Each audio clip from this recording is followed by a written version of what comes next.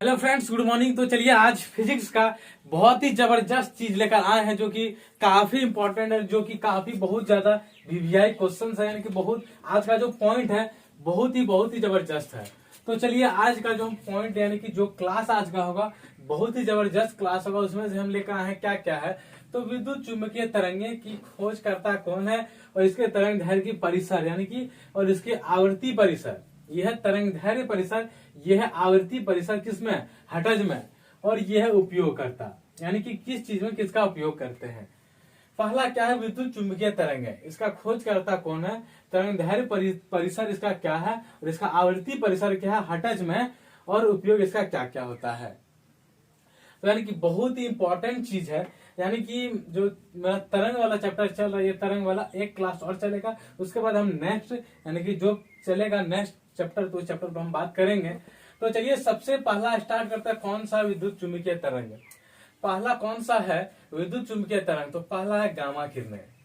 यानी कि पहला विद्युत चुंबकीय तरंग कौन सा है, तो गामा किरणें। इसका खोज करता है यानी कि इसका आविष्कारक कौन है, तो पॉल विलार्ड।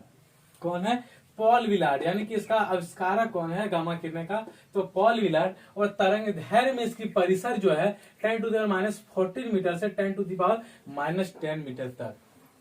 यानी कि इसका तरंग दैर्ध्य में अलग परिसर है और आवृत्ति में अलग परिसर है। तो चलता है पहला तरंग दैर्ध्य। तरंग दैर्ध्य में जो परिसर है 10⁻⁻14 मीटर, और यानी कि 10⁻⁻14 मीटर से लेकर 10⁻⁻10 मीटर तक है इसका तरंग दैर्ध्य परिसर में। और चलता है आवृत्ति परिसर में, यानी कि जो आवृत्ति परिसर में जो है सारा चीज हटज में है, सारा क्या है आपका हटज में है। तो चलता है आवृत्ति परिसर में क्या है 10⁻20 से लेकर 10⁻18 तक, यानी कि इसका आवृत्ति परिसर है। यानी कि गामा किरणें का जो आवृत्ति परिसर है 10⁻20 यानी कि 10⁻20 से लेकर 10⁻18 तक किसमें है, हटज में है। यानी कि इसका आवृत्ति परिसर जो है 10⁻20 से लेकर 10⁻18 तक है, हटज में। इसका उपयोग क्या है, ये उपयोग हम यहाँ लिखे हुए, लेकिन कुछ थोड़ा सा पॉइंट वो लगा अच्छा तो ले आए। इसकी वेधन क्षमता क्या होती है, अत्यधिक होती है। यानी कि गामा किरणें का जो वेधन क्षमता होती है बहुत ही अत्यधिक होती है। और इसका जो यानी कि उपयोग क्या है, इसका उपयोग नाभिकीय अभिक्रिया में इसका उपयोग किया जाता है। क्या किया जाता है, नाभिकीय न्यूक्लियर क्या कहते हैं उसको, यानी कि नाभिकीय अभिक्रिया में इसको यानी कि इसका उपयोग है। फिर चलते हैं एक्स किरणें। पहला था गामा किरणें, विद्युत चुंबकीय तरंग में पहला था गामा किरणें, दूसरा है एक्स किरणें। एक्स किरणें का जो है खोज करता यानी कि आविष्कारक कौन है, तो रोंटगेन है। क्या है, रोंटगेन है, ध्यान देना है। इसका खोज करता है रोंटगेन है। और इसका तरंग दैर्ध्य परिसर जो है 10⁻⁻10 मीटर से लेकर 10⁻⁸ मीटर तक। क्या है, 10⁻⁻10 मीटर से 10⁻⁸ मीटर तक इसका तरंग दैर्ध्य परिसर है। और अब देखिए आवृत्ति परिसर हटज में क्या है 10⁻18 से लेकर 10⁻16 तक, यानी कि 10⁻18 से लेकर 10⁻16 तक हटज में इसका आवृत्ति परिसर। फिर चलता है उपयोग, यानी कि इसका किस चीज का उपयोग कहाँ है। यानी कि उपयोग जो है एक्स किरणें का चिकित्सा एवं औद्योगिक क्षेत्र में, बहुत ही शॉर्ट में लिखे हुए हैं, सिर्फ चिकित्सा के क्षेत्र में एवं औद्योगिक के क्षेत्र में किसका उपयोग है, तो गामा किरणें का। फिर सॉरी एक्स किरणें का, तो एक्स किरणें का जो खोज करता है रोंटगेन, और इसका तरंग दैर्ध्य परिसर है 10⁻⁻10 मीटर से 10⁻⁸ मीटर, और आवृत्ति परिसर है 10⁻18 से लेकर 10⁻16 तक, और इसका उपयोग जो है चिकित्सा एवं औद्योगिक के क्षेत्र में है। फिर चलते हैं नेक्स्ट विद्युत चुंबकीय तरंग में। तो तीसरा नंबर पर है पाराबैंगनी किरण। तीसरा नंबर क्या है, पाराबैंगनी किरण। तो पाराबैंगनी किरण का जो है खोज करता है यानी कि आविष्कारक जो है, तो पाराबैंगनी किरण का जो आविष्कारक है वह है रिटर। क्या है, रिटर। यानी कि रिटर ने पाराबैंगनी किरण की खोज किया है। इसका तरंग दैर्ध्य परिसर कहां से कहां तक है, तो 10⁻⁸ मीटर से 10⁻⁷ मीटर तक। यानी कि पाराबैंगनी किरण का जो है तरंग दैर्ध्य क्या है 10⁻⁸ मीटर से लेकर 10⁻⁷ मीटर तक। फिर आवृत्ति परिसर में चलते हैं। आवृत्ति परिसर में चलते हैं यानी कि सारा क्या है आवृत्ति परिसर में हटज में है। यानी कि आवृत्ति परिसर जो है तरंग सॉरी पाराबैंगनी किरण का, तो वह 10⁻16 से लेकर 10⁻14 तक। ध्यान देना, याद करने में आसानी मिलेगी। कैसे, गामा किरणें 10⁻20 से लेकर 10⁻18, फिर एक्स किरण 10⁻18 से 10⁻16, और फिर अब पाराबैंगनी किरण यानी कि 16 से लेकर 14, ये याद करने में आसानी मिलेगी। फिर है इसका जो उपयोग है बैक्टीरिया को नष्ट करने में किया जाता है, यानी कि पाराबैंगनी किरण का जो उपयोग है क्या है, बैक्टीरिया को नष्ट करने में किया जाता है।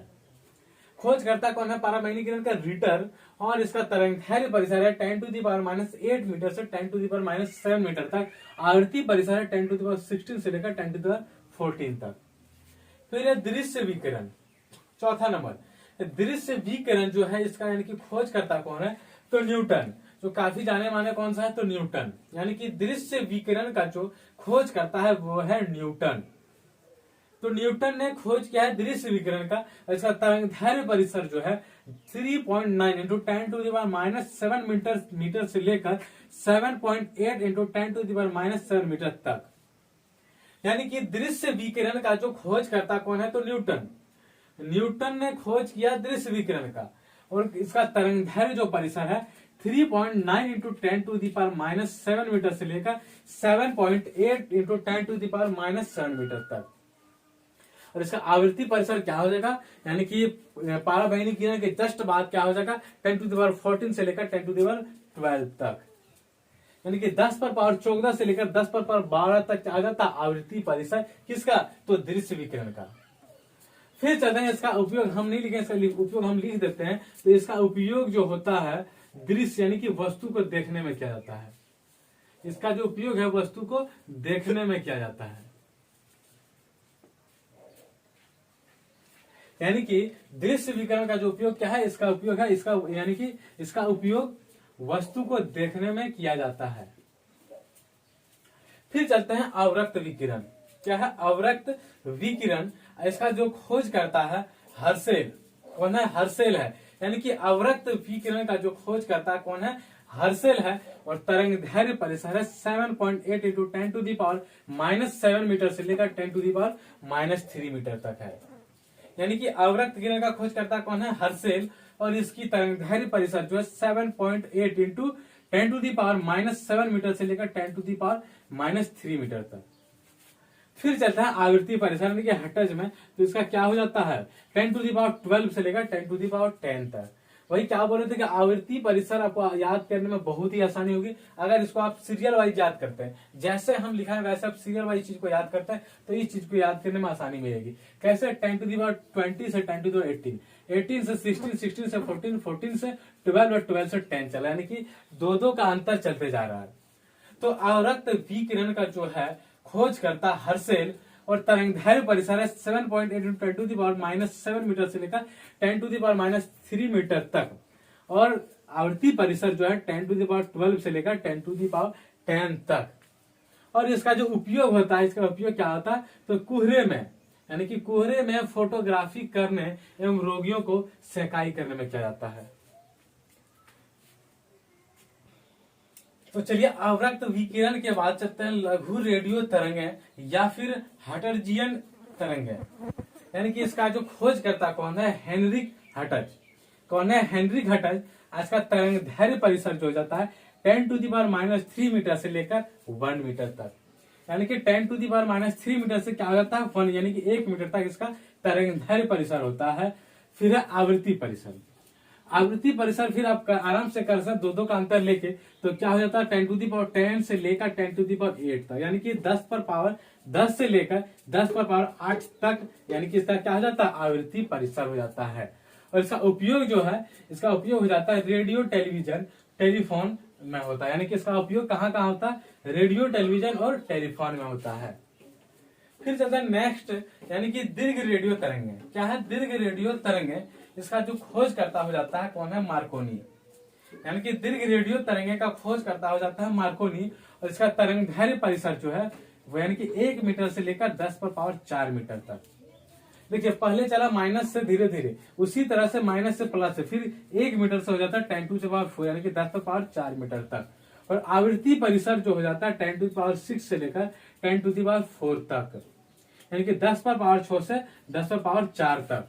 और उपयोग जो है इसका रेडियो एवं टेलीविजन, सिर्फ रेडियो और टेलीविजन में ही इसका उपयोग होता है। फिर चलते हैं 2 पॉइंट हम लिखे हुए, गामा किरण का नामांकन, किसने किया? तो रदरफोर्ड ने किया है। यानी कि गामा किरण का नामांकन रदरफोर्ड ने किया और 10⁻³ से 10⁻² मीटर तक की तरंगों सूक्ष्म तरंगें कहलाती है। यानी कि गामा किरण का नामांकन किसने किया? रदरफोर्ड ने किया है। 10⁻³ मीटर से 10⁻² मीटर की तरंगें सूक्ष्म तरंगें कहलाती है। फिर है विद्युत चुंबकीय तरंग के गुण। क्या है? विद्युत चुंबकीय तरंगों के गुण। तो पहला गुण क्या है? ये उदासीन होता है। पहला गुण क्या है? कि ये उदासीन होता है। और दूसरा गुण होता है यह अनुप्रस्थ होती है।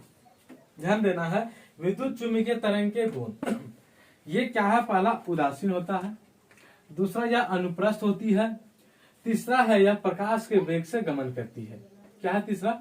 यह प्रकाश के वेग से गमन करती है। और चौथा है इसके पास ऊर्जा एवं संवेग होती है। चौथा क्या है? इसके पास ऊर्जा एवं संवेग होती है, दोनों होती है। और पांचवा गुण जो है, इसकी अवधारणा मैक्सवेल द्वारा प्रतिपादित किया गया।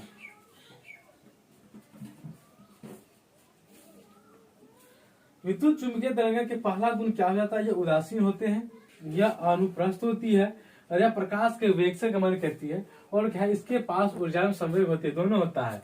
और इसकी अवधारणा जो है मैक्सवेल के द्वारा प्रतिपादित किया गया है। तो इसी के साथ यहाँ समाप्त करते हैं, फिर मिलेंगे नेक्स्ट क्लास में। तब तक के लिए थैंक यू।